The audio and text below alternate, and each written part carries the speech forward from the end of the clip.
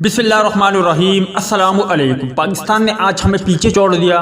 پاکستان سے تاریخی شکست کے بعد وراٹ کوہلی کا بیان سامنے آ گیا اور یقینی طور پر یہ نیوزی لینڈ کرکٹ ٹیم کے لیے بھی ایک وارننگ ہوگی، جبکہ دوسری جانب شعیب اختر نے بھی نیوزی لینڈ کرکٹ ٹیم کو خبردار کیا ہے کہ آپ مزید تفصیل جاننا چاہتے ہو تو اس ویڈیو کو لائک، شیئر اور ہمارے چینل کو سبسکرائب کریں۔ جزاک اللہ۔ وراٹ کوہلی نے کہا کہ جو پرفارمنس ہم چاہتے تھے اس پر عمل نہیں کر سکے، لیکن کریڈٹ یقینی طور پر واجب الادا ہے کیونکہ پاکستان نے آج ہمیں پیچھے چھوڑ دیا۔ میچ میں شکست کے بعد گفتگو کرتے ان کا کہنا تھا کہ جب پہلی 3 وکٹیں جلد گر جائے تو میچ میں واپس آنا مشکل ہو جاتا ہے، خاص طور پر جب آپ کو معلوم ہو کہ اوس آ رہی ہے۔ بھارتی کپتان نے کہا کہ پاکستانی کھلاڑی بلے کے ساتھ بھی بہت پیشہ ور تھے۔